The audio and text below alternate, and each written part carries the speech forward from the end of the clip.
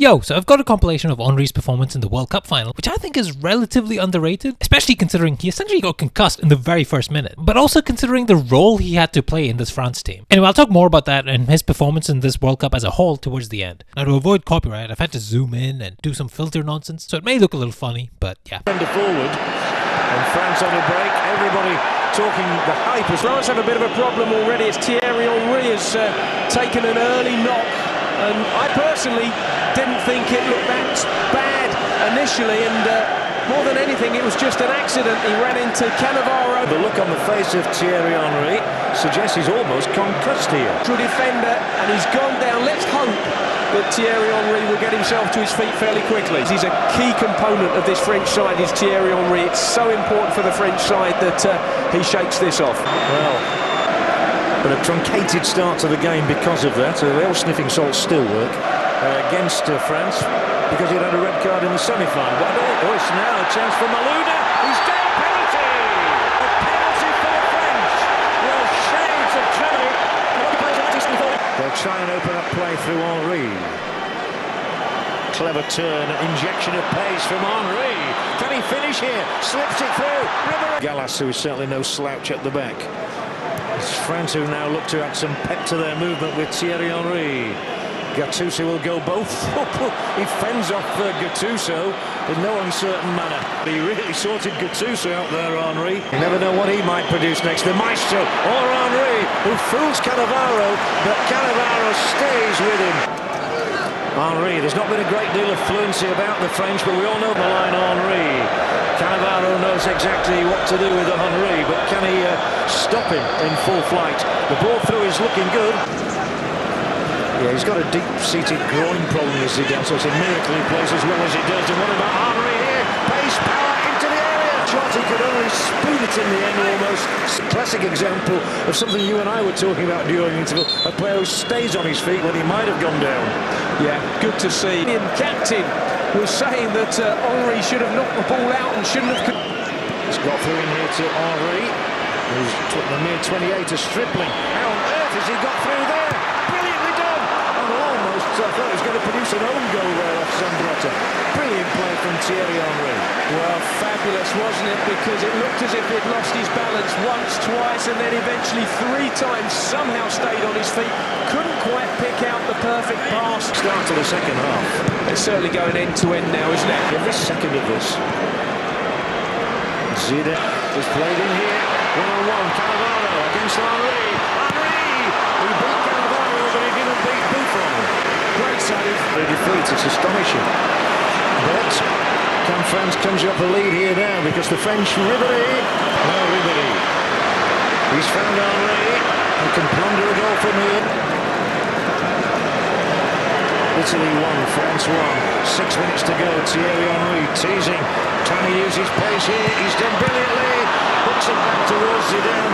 Look again how many blue shirts were in the pole that too. We were saying this is his 50th cap for France, and he's scored no goals, not one. This far out, Henry, quite a few. The Bundesliga campaign in not very long actually, a couple of weeks. Henry's in particular, if you look at where he's gone, having gone to Chelsea in the England. One of these two teams will grab a winner, or it could be that we'll get the penalty shootout. But Henry is on his way for the French. Such a tight area there. Forward again here now, but they'll have to defend because Henry is on the ball.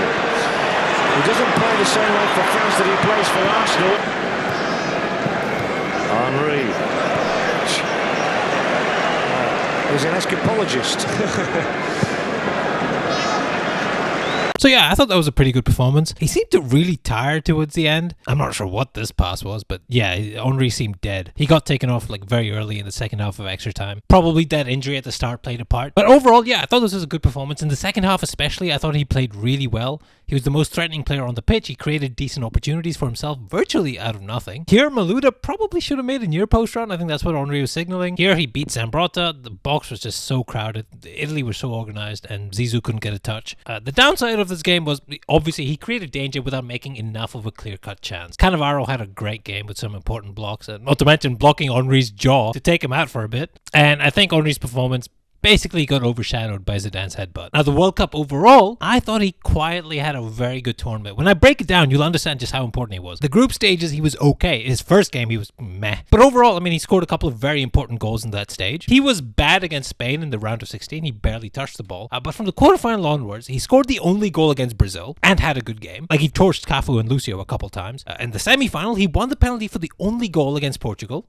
And again, had a good game, was pretty efficient with the ball, he created some danger. And to reiterate, especially considering the dynamics of the team, he was largely deployed as a very isolated lone striker. It's a role that does not suit him. He's had a lonely role up front, Thierry Henry. You know, Henry's not Drogba. He can do the lone striker thing well enough, but he's much better off with freedom, being able to drive at people with the ball, which he didn't get to do a lot in most games. You know, even in terms of movement, like little darting runs and stuff, Henry wasn't quite like an Eto'o or an R9, quite like a very pure number 9 instincts. And yeah, he played lone striker at times for Arsenal that season, but the dynamics were very different. I mean, for one, he had Fabregas in midfield, who's very different to Zidane in terms of how he passes the ball, where he passes the ball, and him and Henry just did not gel. In another video, I talked about moments against Brazil where they were just clearly not on the same wavelength. Hell, in one moment, Zidane literally tackled Henry as he was trying to travel with the ball. Like, bro, he defended Henry better than Van Dijk could have. I'm not saying Zidane's the only one to blame here, but Henry was stifled, and despite that, he did well. Especially this final, I think he was France's best player. And even that bad game against Spain, he had moments. He won the free kick that led to their second goal. And the thing with Henry is, he has so many weapons, he will always give you something. If not a great all-around game or, you know, goals and assists, he will still give you one or two moments where he either creates a great chance or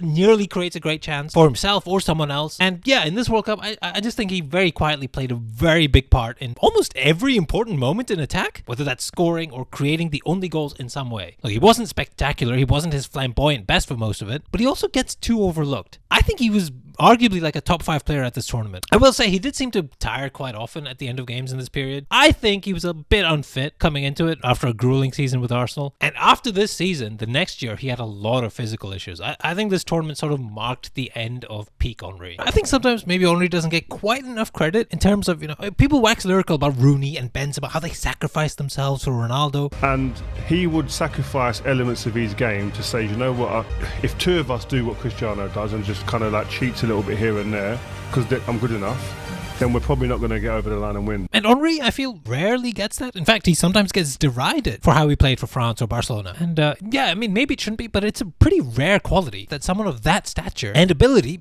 does take a backseat. You know, he didn't take any of the penalties for France. You see the likes of Neymar and Mbappe arguing over penalties. You know, Cristiano Ronaldo had to take virtually every free kick, even when he was smashing them against the wall 1,000 times over. Or, you know, you look at Real Madrid sometimes now and you think something has to give between Vinicius and Mbappe. And Henry never really posed that kind of problem. Things could have boiled over with France, but it didn't. And you know, for someone who has so much like outward arrogance and ego, I think he was very much like a consummate team player. But yeah, that's it for today. If you enjoyed, like, subscribe, all that jazz. Yeah, catch you in the next one. Bye.